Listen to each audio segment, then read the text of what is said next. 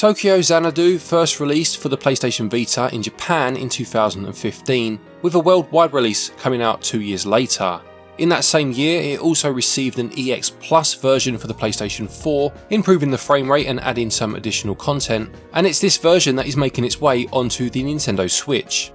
It's an action role-playing game from Neon Falcom, known for their Legends of Heroes and Ys series, but is this one a Xanadu or is it more a Xanadon't? Well, thank you to the publishing team for the review code, and now let's find out.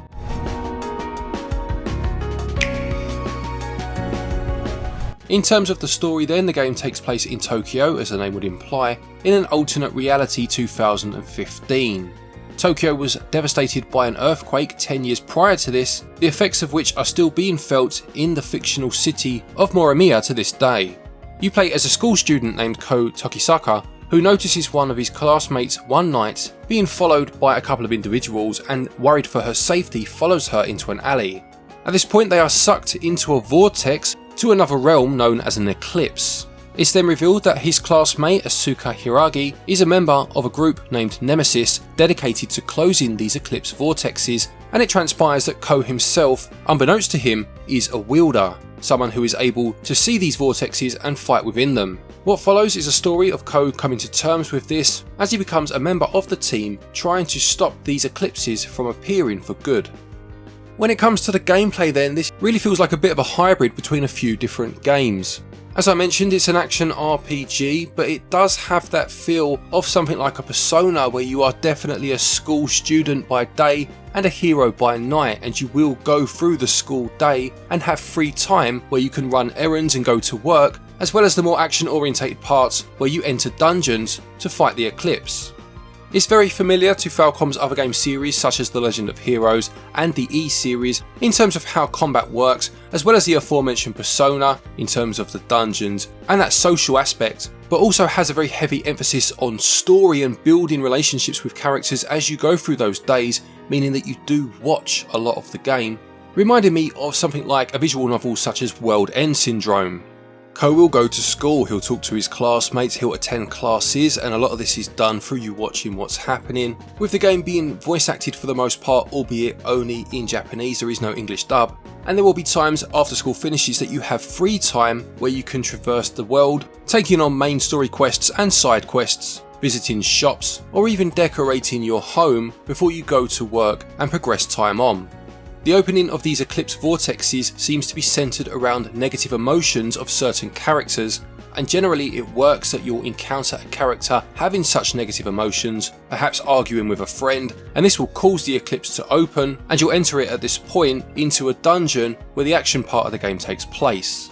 I'll look at the action in a moment, but I do just want to return to the more social side of it first, because it does ultimately tie in to how strong you are when you go into these dungeons. So basically, there'll be times when you naturally interact with people, it may be that you're asked a question whilst in one of the school segments, need to make a decision as to what to do next, or even visit a bookshop, where your actions will increase one of three areas of your character, being wisdom, courage or virtue. This of course boosts your stats, which will make you stronger when you go to battle, and you can also buy other items from the shops strewn about the place, either within the school itself or out in the town, and these may be items of clothing that will give you certain perks such as immunity to poison, or a greater attack or defense, or health items that you can use obviously once you go into the dungeons themselves. As well as this, you'll earn what are called affinity shards for doing certain deeds, and you can then use these to talk to certain characters when you have that free time to build your affinity with them and increase your relationship. This is optional, and if you move on to the next story segment by way of going to the next objective marker, you will lose these opportunities, so it's really about how much time you want to put into these free time sections, what you want to do. You don't have to really do much, you can move straight on, but any action that you do carry out will have a positive impact on your character. You have a smartphone which has a number of apps that are granted to you as you go on, and you'll be using this to keep track of the different quests or side quests that you have available. You can swap gems that you find in battling creatures for yen to then use to buy the aforementioned items, or you can even look up recipes to create your own meals, which can then be brought with you to dungeons to act as health, with each character having their own speciality, and you'll learn these as you go through the game. There's a lot to it, and I haven't even mentioned battling yet, and I did like the way that they really tried to capture that idea of, you know, your everyday student suddenly finding something out that's quite otherworldly and having to fit it into their everyday life. It was a bit like Spider-Man and Peter Parker being the classic everyday hero.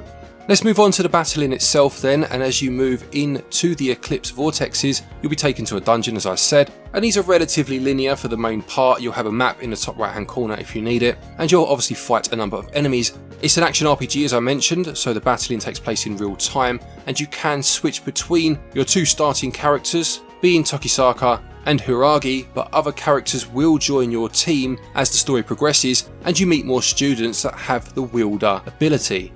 You have your soul device, which is basically your weapon, and these differ between characters, and you can upgrade these again by going to some of the shops in that free time. And you have a basic melee attack as well as a more ranged special move, but you can also perform more powerful attacks such as X strikes and X drive, the latter of those being a team move that will see every one of your characters involved. You can switch between your characters on the fly by pressing ZR, and each character has an element attributed to their weapon, and each enemy has a weakness or a resistance to particular types of elements. Again, you can add and fuse different elements to your weapon as you go on, and I must say I really did enjoy the action part of this game. I thought it was fantastic. My main issue really with the game, now that I've spoken about all of its elements separately, is the way it comes together. I do feel the ratio of watching, I suppose, cutscenes or listening to dialogue between characters to the more action side of it is disproportionate. I think there is too much watching to do. And I do think this drags the experience down a tad, especially early game when you're really just wanting to get in and, you know, get your teeth into what you need to do. Thankfully, I did find the characters interesting, and I did like the main protagonist, which did help, but I do think this will be a major stumbling block for some, or perhaps even a major selling point to others, and you just need to be aware that there is a lot of story in this game. There's a lot of narrative. You will be listening to characters talk, without a dub as well, if that bothers you, for a large part of your time. In terms of new content for this EX Plus version, you do have new side stories that take place in between chapters. I never played the original, so I can only go on what I'm playing here. For me, these side stories were fine, although I felt they punctuated the main story a bit too much. Other people may feel different, but they are here, and it is obviously extra content. There is also post-game content available too, and you can revisit battles with boss characters that appear in the main story, with the game recording how long it takes you to defeat them in this mode. I must say I did really enjoy the gameplay of Tokyo Xanadu EX+, although I do feel it's unfortunate that the ratio of gameplay to straight narrative parts is a little out of proportion, but on the whole, gameplay gets 15 out of 20. Controls are nice and smooth, battling feels good, traversing the towns is absolutely fine, the camera is never a hindrance, and the menus aren't too cumbersome. They get 16 out of 20. When it comes to the visuals, obviously this was a game that released in 2015 on the Vita to begin with, and I believe this is the same EX Plus version that released for the PlayStation 4 back in 2017. More of an enhanced version than anything else, although the graphical fidelity has been improved and the frame rate now runs at 60 as opposed to 30, I believe, for that Vita original. And whilst it does look primitive, it does certainly have a charm to it, with the 3D elements such as trees feeling more like cardboard cutouts than fully fleshed out objects. But as I mentioned a moment ago, I did feel this added to the game's charm. One thing that I did appreciate, thought it was lovely actually, was having absolutely zero pop-in. In an industry these days where this seems to be standard, it was lovely to walk around a town and it feel like a real living place because nothing suddenly appeared in front of you and everything was there, irrespective of draw distance. Yes, it comes in a game that's definitely feeling its age, but this alone brought more to the game world than any sort of fancy graphics would as far as I'm concerned. Character models look good, although they do feel a bit awkward in terms of their movement style, and it has the feel of a game that is exactly what it is, about 10 years old. I did like how vibrant the colours of each place you visited were, and I did like how each of the dungeons had its own style.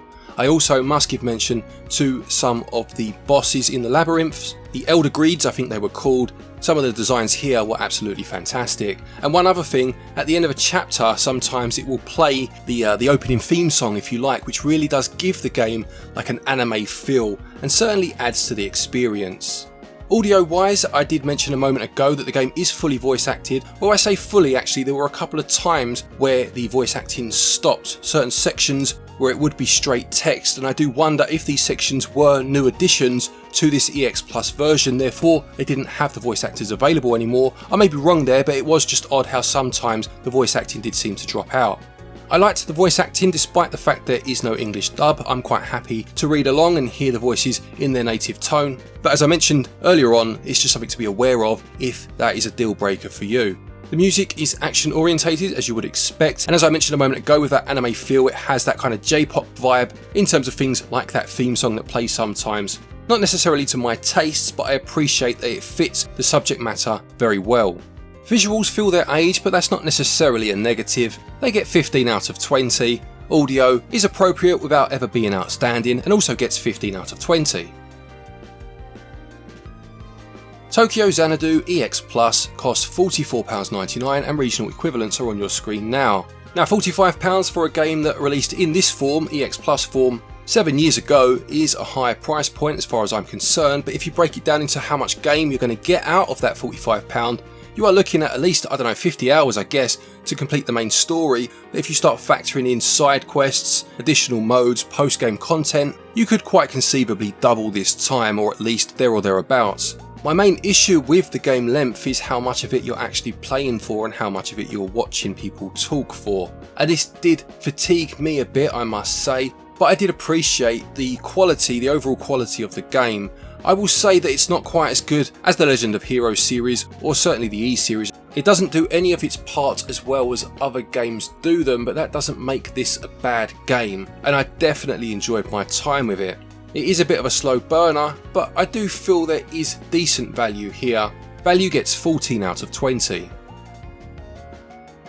To conclude, Tokyo Xanadu EX Plus was actually a pleasant surprise. When I first saw the thumbnail on the eShop, I expected a visual novel, and to be honest it does have elements of that, but it's definitely more action than I expected, and hearing it was from Falcom and being a big fan of the E series meant I wanted to give this one a try.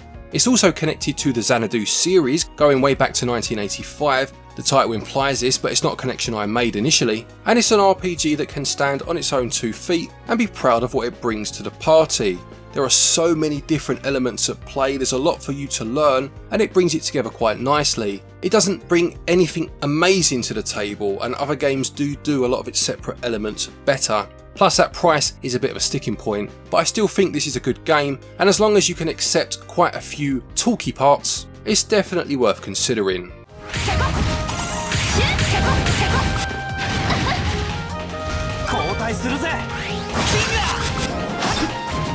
Tokyo Xanadu EX Plus gets a SwitchUp score of 75%.